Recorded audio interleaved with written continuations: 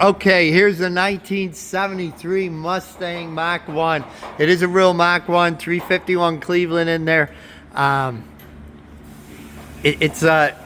paint is really nice. You get the nice big rear end, new shocks.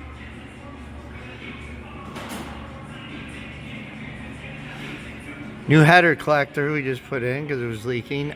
Sway bar links, tie rods, ball joints. Whole suspension, every single bushing done over. New radiator.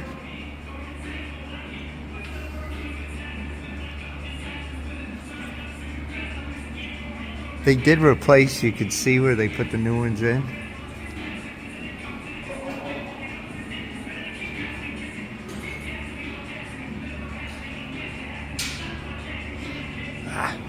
Can't see that, I'll go this way.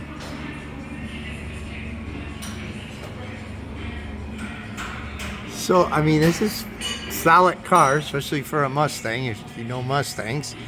I think that, I mean, torque boxes are good. That's a solid car, especially for a Mustang. We've had a couple now that they actually are right there on the shock tower going. This one's clean. I made sure to double check. It even has a new gearbox.